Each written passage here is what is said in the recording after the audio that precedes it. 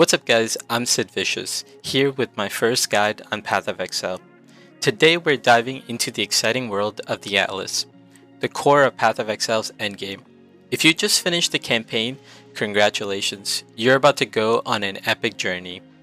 Your first interaction with the Atlas starts right away after the campaign, where you'll be introduced to the mission called A Call to Arms. This is where the real fun begins. In this mission, you'll talk to two NPCs and guess what?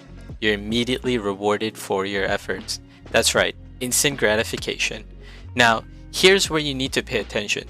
You're given a choice to pick one out of 4 tier 1 maps. But hold on, before you make your selection, check your stash.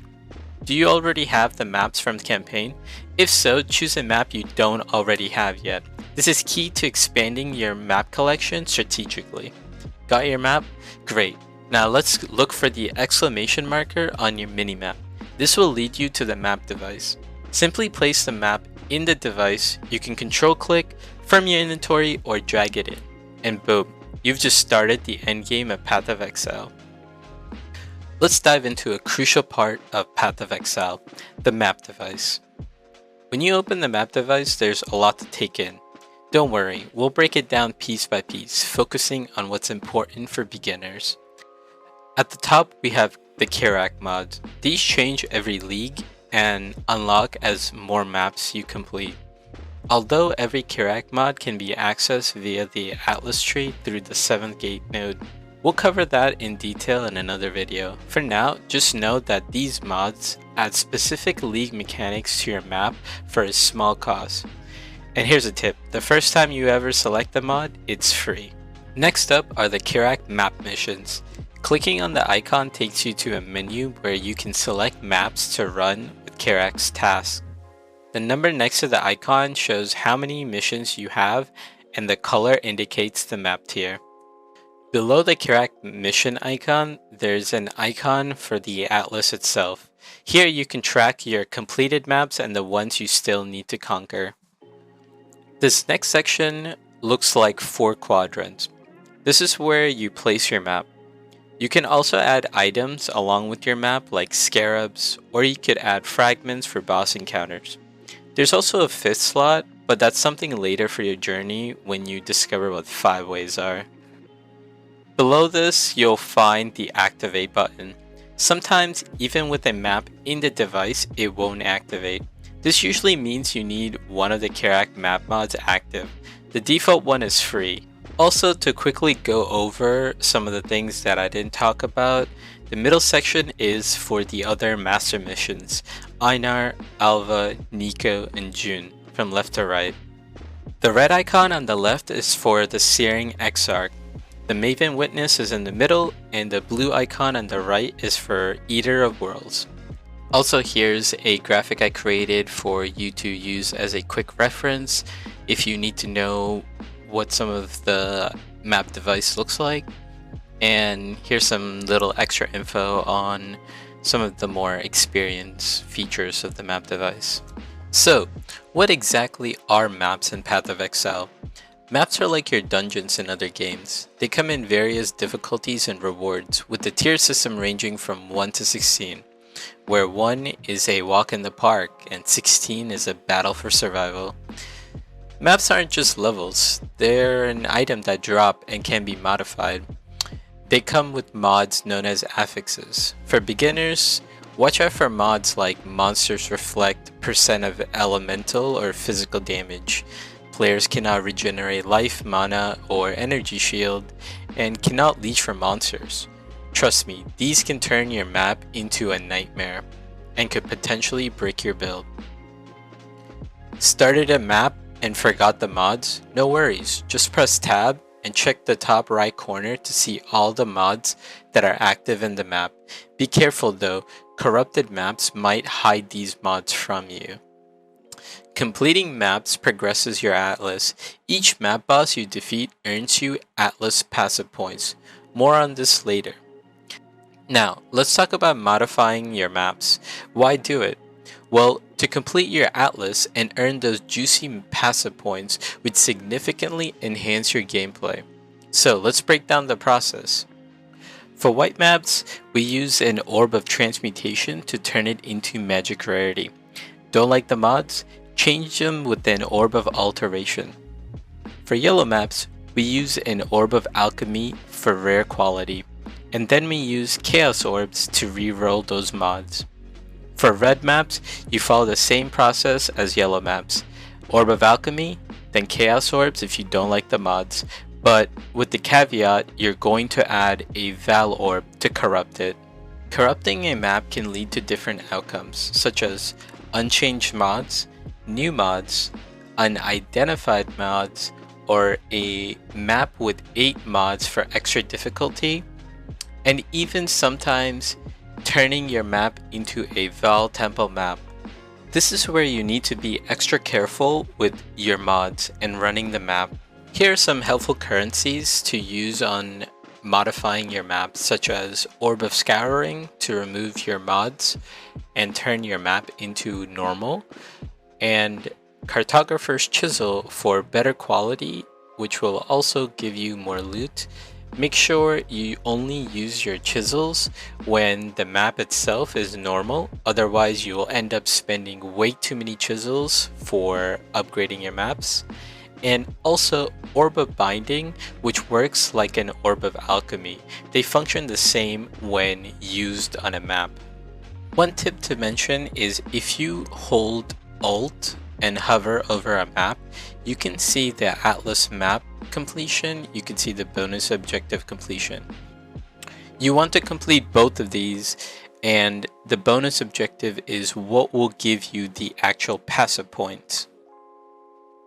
Alright, let's get into mapping strategies. Running maps is an art, and doing it right can massively boost your progress. Let's get started. So number one priority is to run maps you haven't completed yet. Remember, you can press Alt to check your completion status. Next, check out Kirak's store for any maps you're missing. It's a great resource for filling those gaps in your atlas. You can buy them for chance orbs and sometimes alchemy orbs, and later on, the red maps will be chaos orbs. Next thing you want to do is check out Kirak's Atlas missions. These missions rack up as you complete maps. You can use scouting reports within the missions itself to re-roll for more options. And a pro tip is, as soon as you open in Kirak's Atlas mission, it refreshes his store with new maps. So after running one of his missions, go back to the store and check out for new maps. Number 4. Utilize the 3 maps vendor recipe. Vendoring 3 of the same maps gets you a new map. Experiment with different combinations if you have extras. This will produce a brand new map within the vendor.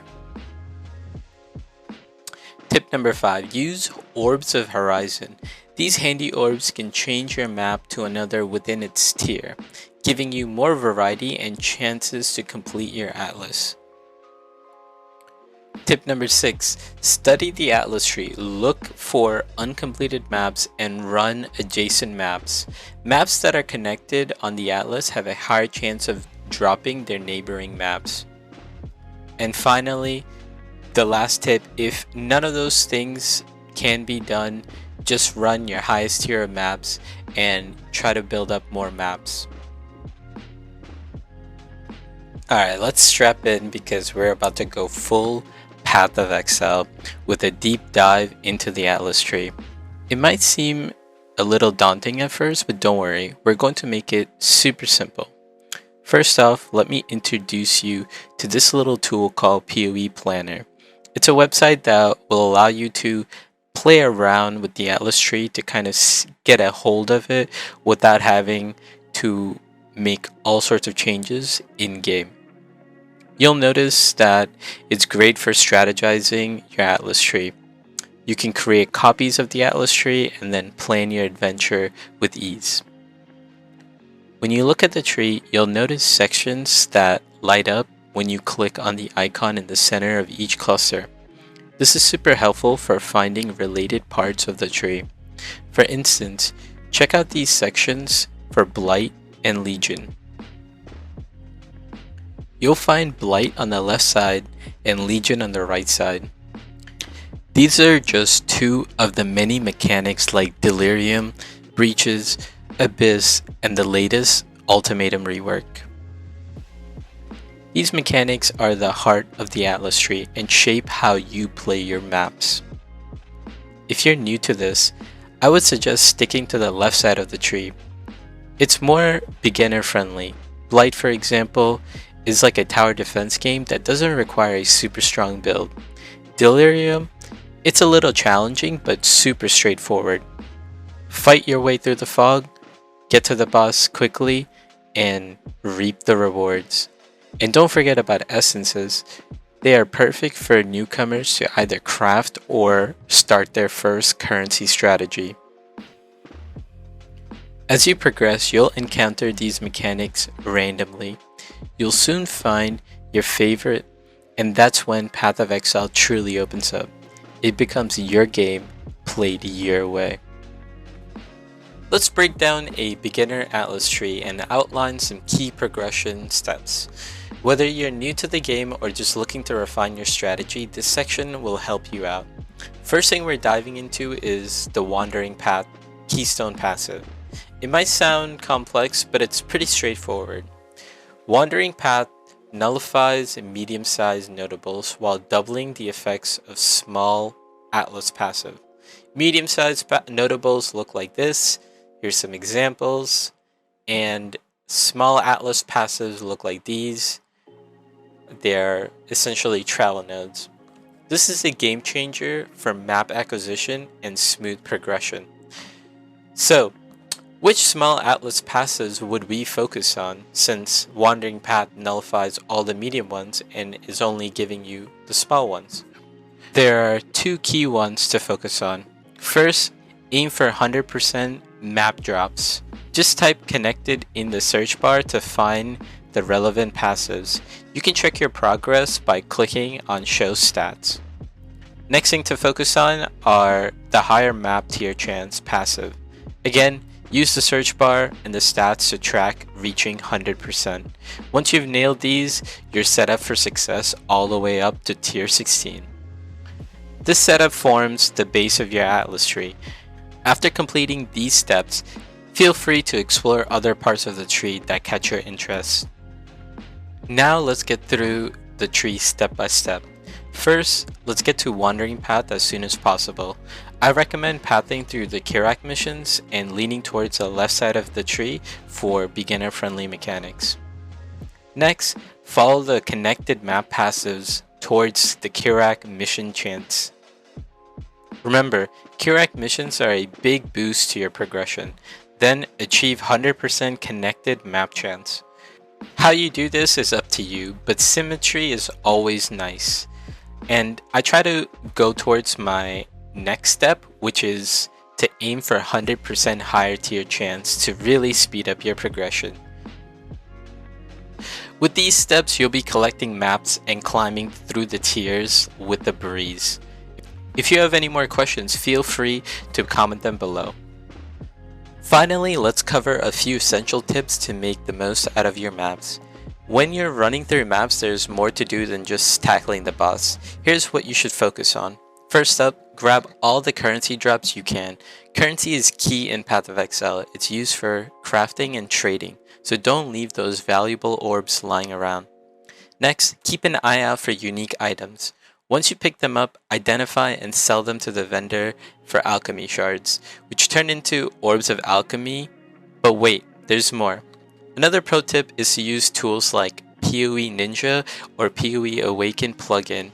These are great for checking out the value of unique items. Whether you're a newcomer or seasoned player, these tools are really useful in helping you understand the worth of your loot.